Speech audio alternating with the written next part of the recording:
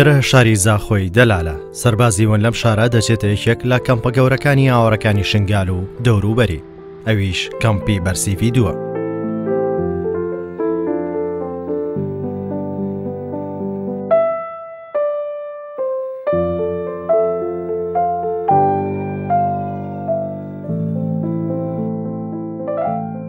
ئەو کەمپە دەکەوێتە دەوروبەری شاری زاخۆ، زیاتر لە 1400 خێزانی ئاوارەی تێدا دەژی کە 7200 کەسن. لەو ژمارەیەش 3400 کەسیان منداڵن کە خواردتەمەنی 17 ساڵین. ئەو منداڵانەش لە ناز و خۆشەویستی کەسوکار و زێدی باو باپیرانیان بێبەشن، جگە لە دابڕان لە خوێندن و فێربوون و چێژ وەرگرتن لە ژیان.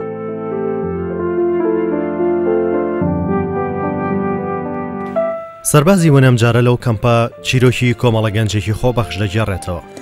ئەم خۆبەخشانە سەدان منداڵی ئاوارەیان لە مێزگرتووە لە کاتێک بەشێکی زۆری لەو ڕاهێنەرانە خۆشیان ئاوارە و لە زێدی باو باپیرانیان دەربەدەرن. ئەم گەلک فێری تشتابووینەوە معالەمینێت کێفاماتێ ئەم شخۆڕە بێنە دەوراوە. ئەم سوپاسیا سد دکن هاریکاریەت مەینە لابکە و تشتال دنەما هاریکاریامە دکن ناهێن ئەمە عاجز ببن. ما قالك معلومات ام حالمينة حالمينة قالك تشتا وقتين تينا بدريم حالمنا تشتا. ما مستعنا قالك يتقنجن وام فيركينا قالك تشتا باما سنتري خوشة. أزل كامبا بيرسيفيدو قالك دل خوشة. السوپاسیا مامۆستای خۆتکم و ڕاهێنەرێ خۆک و ئەم فێری گەلێک تشتا کردی و دەورە بۆ مەڤەکردم گەلێک سوپاسیاوان.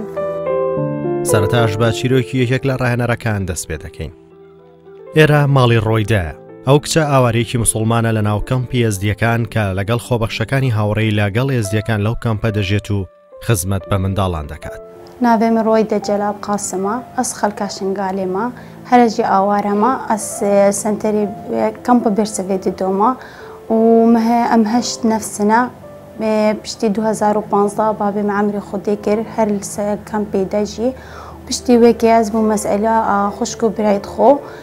خوداناوان نهانێکی حالیەن ئەس شغڵێمە سنتەری بێرسەڤێتی دۆیە. خودێ ڕۆیدا مەگرتینی هەشکە بابێ وێ عەمرێ خودێکەرا ئەو مەسئولا ماڵی خوشک و برای خۆ هەمید گەرێ یعنی بالنسبة اشمه وشكتشكد مرة يعني داكا وبابا وبرايجيش همج كارا يعني شغلي مال تخسير ناكا ومسؤولة ماليجي قالك هلت قري شغلي مال جيتكا وقن هات شي درجة شغلي يعني تعبين منظمة دا مسؤولة كامبي هلت قري شغلي يعني بحثا من قلتيني مسؤولة كتشكا وان قالك هلت قري سر كامبي تقره توعية دوان شيرة الكامبي تكا سر نظافة سر حقوقي كتشكا جنا.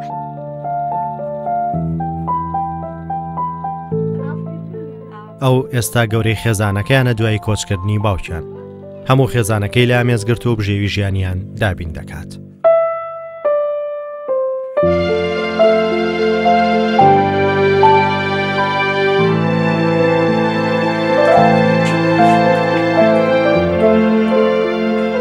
ئەو بە ئومێدەوە لایەندەی خێزانەکەی دەڕوانێت و ئارەزوو دەکات بگەڕێتەوە شنگال، بەڵام ئەو دەیەوێت لێرە ئایندەیەک بنیاد بنێت.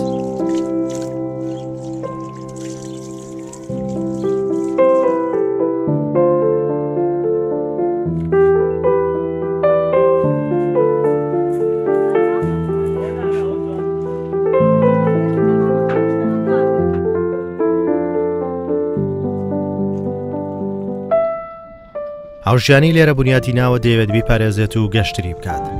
ئەو دوو ئاواتی هەیە، یەکیان لە باوەشکردنی خێزانەکەی و بەدیهێنانی ئاواتی منداڵانە.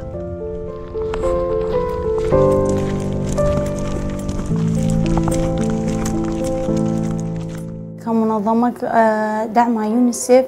ورعاية اجتماعية سنتري ما شغلت ما السنتر ده حماية الطفلة دعم نفسي اجتماعية أم شش ستافنا هر هفالد مجي وأجي أم مساعدة خلكي خودكن. ئیدی بەرەبەیان دەچێتە سنتەر. ئەو سنتەرە لە ساڵی 2015 کە بۆ منداڵانی خوارد تەمەن 17 ساڵ دامەزراوە. لێرە کۆمەڵێک لەگەڵ خەڵکی ئاوارەی هەزی خۆبەخشانە لەگەڵ ئەرکە فەرمیەکەیان ماوەی چەند ساڵە خزمەت بە منداڵان دەکەن. أسيفيت كم أم فجرهن شنقالي أسرع وقت ليكون أم فجر سرمال وارد خو وخلقي مجي فجري وأم سوباسيا حكومة كردستاني كان لأن في 6 سال نعمل فيدري خدان كرن تشتش ما كيف نكرن مش خلقي ما تجاري كيف نكرن خۆیان تەرخان کردووە بۆ خزمەتی منداڵانی ئاوارە دانەوێت چێژی ژیانیان پێ ببەخشن. أم تخوازن أم زوبا قرهن وباتفاقية عراق حكومة عراقية تشكيل وأقليمي كردستان هذه اتفاق بجهة خو وتشكيزو أم فقرن سرواري خو مالد خو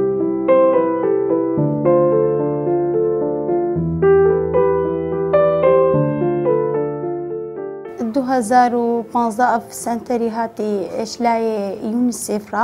ورعاية اجتماعية دم هاتي تشكرين إشلاي زاروكا أو عمري واني 4 سال حتى 11 سال أم الفيدري كأزوها باليتخو أم متطوع الفرق أم شغلت كان أم خدمة زاروكت كامبي وخلكي خوبكان الفيدري ما مساعدش وانت كان مزارو فيري قالك تشتا ماكر وما قالك دورة بوان فكرين وهر دورة كما فكر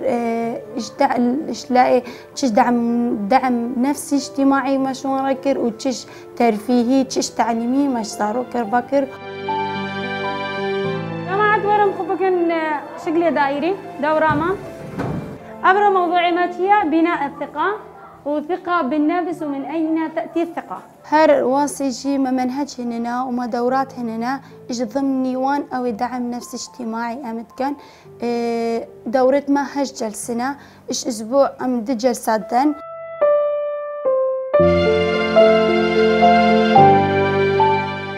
ما تشاو بهوريها بأم تشاو بهوريا خود شبكة هرك يشما أزي أول إيك بخوبة دم كجاركي متش هنا أزي وجين تالي إيك شما تابد دا إيك هوالي خو وهرك شما جي ثقتي تشاوتك شغلت مع دعم نفسي اجتماعية هر واسجي ما منهج هننا هر هش منهجنا شوانجي جلسنا أمدن زاروكا وجبلي واجي ما ترفيهي جي هنا أمدن وان زاروكا ودورات دجي تعليمي جي أم زاروفات كان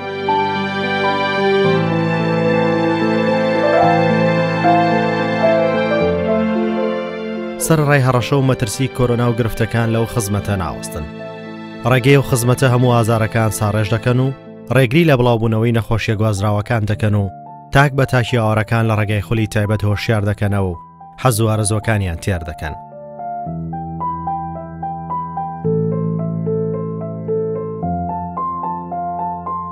هدف أما أم خلقي خو فيركن قالك تشتا وأم دعم وانا نفسي كان خاصة بشتي فان أحداث أو كالكامبيدا وأما جالك تعليمي فاكن إنه وزارو جيب عالم قالك تشتا الفيدري وقتك ببوريني نكون أو تشتي مستفيد بالوزارة ئێرە تەنها ماڵە هەموو منداڵەکان بتوانن حەزەکانیانی تێدا تێر بکەن و بەدەستبێنن. أم سوباسيا إدارة كامبيت كانوا سعيدة مهارت كان طبعا قالك دورة كما ظنت بان إيش خلكي كامبي كمساعدة إيش هم كثيرة مساعدة هميت كان وهم تشتي إطراد بين أبكاري خلكي بجو شغلي ما بجي شغلي منظمة بجي شغلي خلكي كامبي بجي لێرە و منداڵانە کە بەشێکیان حەز بە ڕاهاتن و فێربوون بە کاری دەستی دەکەن ڕایان دەهێنن ئەو ڕاهێنانانەش لەلایەنە و مامۆستا و کەسانن کە بە خۆبەخش فێریان دەکەن. أم سوباسيا منظمة مؤسسة خيرية البرزاني كمساعدة خلقتك ومنظماتك وسنترمتك وكامبتك قالك أم سوباسيا وان كان كلاي خلقي كامبيبا ماش لاي أفزار وهاتن فيركرين ما دورة فاكرين إيش لاي رسمي فاجي وش دست شغل دستي فاجي ما دورة فاكرين إيش قيشارة وإيش واسي إيش وان زارو كرا هاتن فاكرين وقتك مدان وان دورة اتهاتن وما فيري وان كير كما وما مستايا وما أف شغل بريفابر. یەکێک لە کارەکانی تر ئەوان ئەنجامی دەدەن کردنەوەی خولی بە خۆڕایی بۆ قوتابیانی کە لە پۆلی شەشی ئامادەی دەخوێنن تا بتوانن زانست و زانیاریان پێ بدەن و سەرکەوتوو بن لە پرۆسەی خوێندنە گەرچی ئاواری هەموو شتێکی لێ سندونەتەوە. ما أو تشت فكر كون مساعدة ما إيش نشاطك فكر إنه مساعدة بكن أشوان طالبة صفا ششة وسي متوسط را إنه بين فيدري دورة خو بين دورة إنجليزي رياضيات فيزياء خاصة بشتي دورة يعني في فترة مدرسة هاتين قرتن ونها شوارا إجبار فيروس كورونا ما الفيدري مساعدة شوارا كر إنه أم في دورة فاكن بين الفيدري دورة خوب بين إشكون مدرسة خو بكاملين.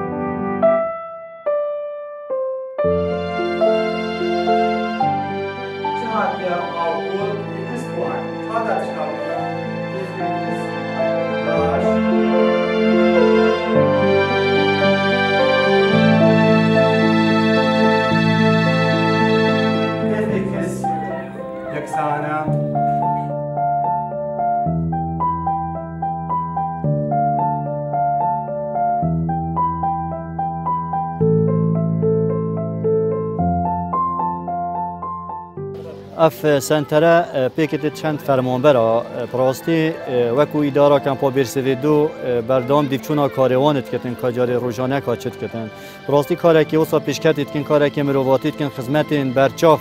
یه گلگ بها گران پیشکشی زاروکات کن زاروکت کمپا برسوی دو کن اف خدمتاش جوره و جورن یعنی گلگ جورت خدمت آیتین یت کیفینه وانه گوتنینه یت ورزشینه یت هنرینه یت زانستینه یعنی گلک خدمتت باش پیشکشی وان زاروکات کن اف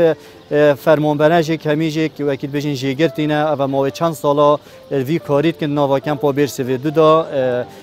بردام وی کارید کن و به راوستیان و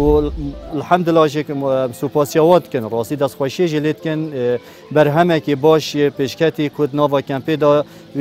برهم اینات زاروک بردام سردانوانت کن و سردانا چالاکی وانت کن یعنی نمونه نه زاروک نمونه یعنی فیر کرنش شلای پرورده کردنش لای هنری لای زانستی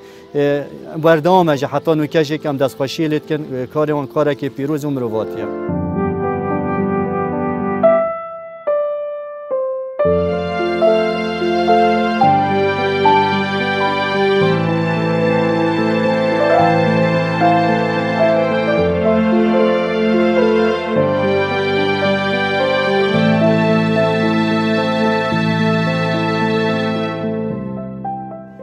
از هانی برکاتم خلق ناحیه گرعزیر دواره شنگال ما و 6 ساله آوری قزازا خوی بما بگاوی آکنجی کم پابرسوی دوما شول من و بی 6 ساله از خدمتا بچیکات کم لناوا کمپیدا 6 ساله و خدمتا من بچیکا هدف من جی آوا آرمانجا من جی آوا از کیف خوشی که بگهینم بچیکا وک معموستا وک خوبخشک و 6 ساله لکم پابرسوی دو ادقل ري خراوين ان جي او ادقل حكومتها هرما كردستاني اسكارتكم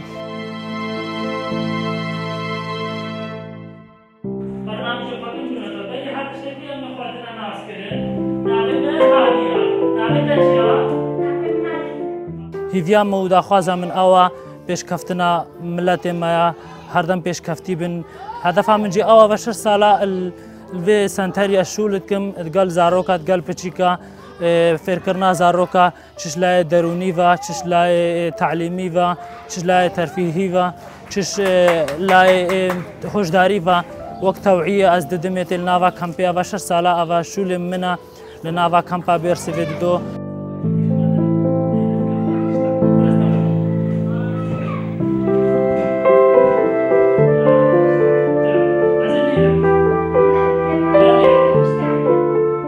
سپاس جبو حکومت هرما کردستان سپاس جبو خراوین ناوا کمپیدا که هاریکاری ادگهین نما ام جیچن وقت خوابخش متطوع ام خصمتا اوان پچیکا بکن گرنجینه که بخینن سر لیون وان پچیکا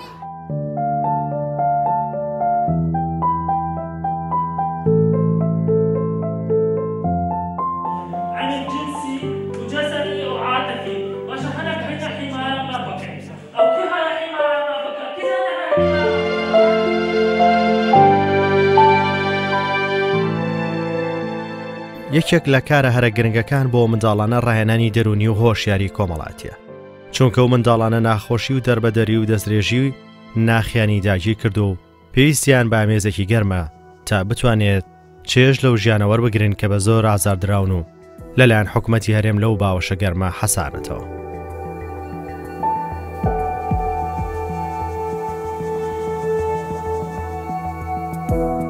وجبلي وانجي ام روجي ساعت دوني بك ام تشن سركان بيجد قرن ام بقين دا اهل زاروكي كاتش مشكله هنا الكامبي تش مشكله او زاروكي هنا قالك جرا ام بين ام مساعدك بقين نوي خلكي ما منهجك جي هنا ام بس اسدن عائلي فاميلي ام الدنيا دايكو بابي زاروكي او زاروكي نكن بجن سنتري ان ريكاوي دوربي وش بلي وانجي هناك زاروكن ك نين هويتوي ان حلاوي نفسينا باشا ان حلاوي نفسي ما مرتاحه ان دايكو بابي الفي حالي ام تشن بريكا منظمات ام سعده وي طفلي بكن عن عائلة بكن شبريا منظمات ام تنسيقي كان بوان مساعدة بيكرن كابتشر ركبي ام مساعدة وزاروكي بكن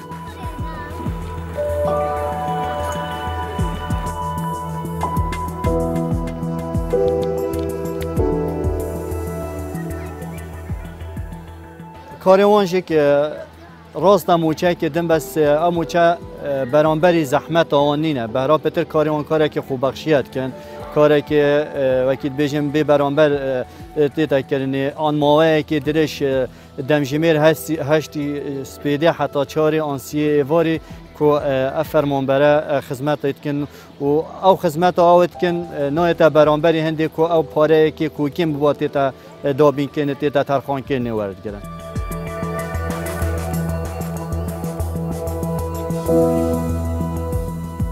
ما فيري شغل دستي كيرين ما كفيري نسيجي كير ما دورة كان نسيج شوان رفاكر علمين بكن ما شغل يتامين شوان رفاكر علمين شوانك تشيكان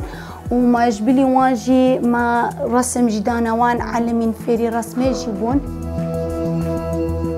أسواقي موظفة كي السنتريشن قال دي شغلهم شغلي ما يجي أوا وكا مزاروا فير بكن شي تعليمي شي دعم نفسي واجتماعي شي PSA مدانيتي زارو كي عمري وان 4 سالي هاتا 7 سالي وهر عمري كي منهجك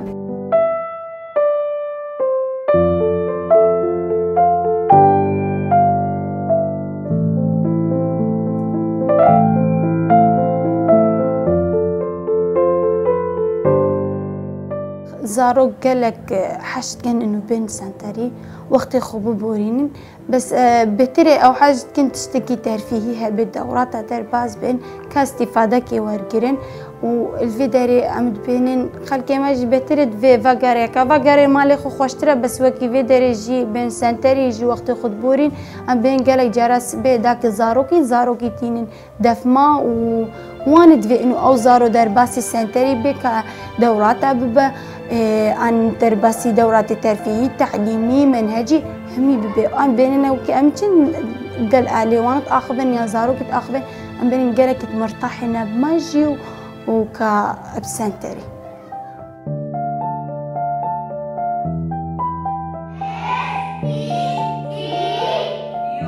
بەشێک لە منداڵەکان ئارەزووی ژەنینی ئالەت و میوزیک دەکەن بەشێک ستران گوتن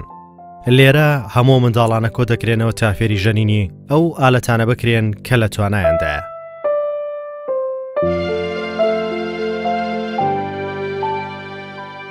ئەوان دانە بە دانە فێر دەکرێن هەندێک ستران دەڵێن هەندێک ژەنین دەکەن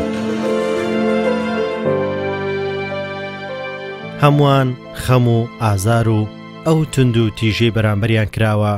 بەو خۆشیە بەتاڵی دەکەن وەک جەماعەت وەک شولێمە کردی جارەکە دێمێل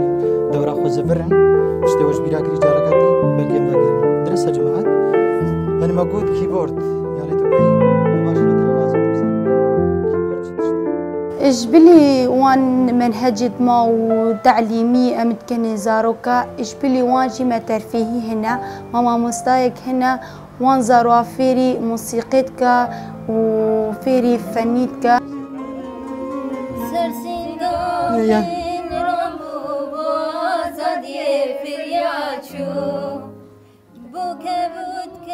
دانەوێت شارەزا بن و فێر بن.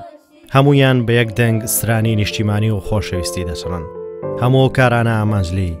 خزمەتکردنە بەو منداڵانە.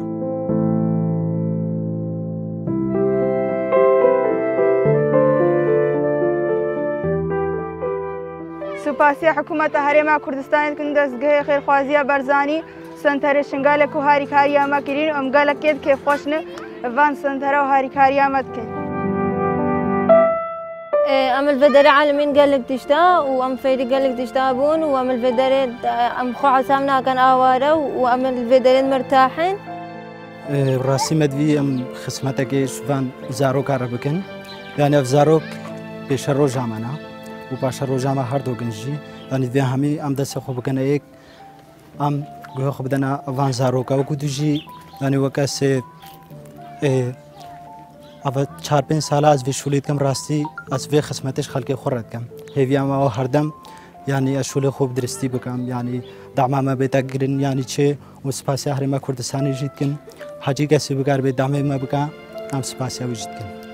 شول ما خود روزایی که وکی چون شول ما موزیک وایگری دایبو حتی افروکجی وکی دیجی مثلا چه تعلیم چه ترفیه وقت استاف ما همی ام هاری کاری کدید کن. وكي سبيه أمتين دوامي أم ساعتنا هي زاروك درباست كان أو بري همت تشتي أم زاروك تعقيمت كان ومكمامي دانيتي وبشتي وكي أم رياضة صباحي دانيتي ربعي ساعتي وبشتي شويكي مهنا منهج بس اس أم دانيتي وتشيلو 5 دقة وبشتي تشيلو 5 دقة أو زاروك نشاطك ترفيهي تبع وهتا ساعات ونيفكي وبشتيوكي أو زاروك جي هروها تشي مالا.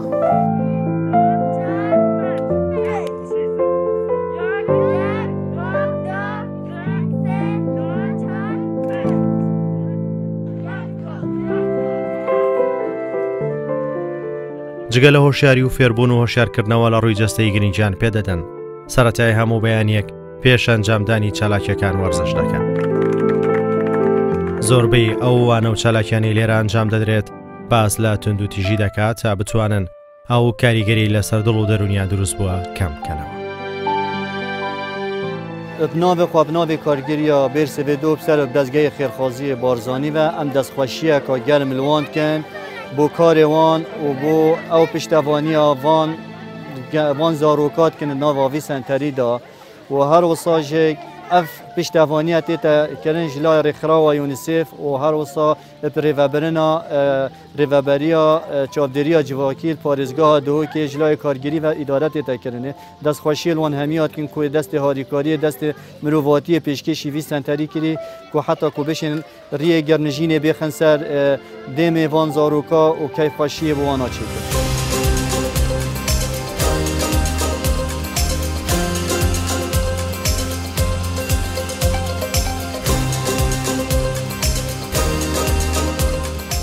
اف دیاریا برنامه سربازی اون لقنات کردستان 24 پیشکشی سنتر استاف سنتر شنگارت کن وجبر رنج و خبات و کاروان خوبخشی اما ما 6 سالان ناف کن پیدا خدمت پیشکشی آورات کن هم دنوکه را دستی کاکانی پیروزه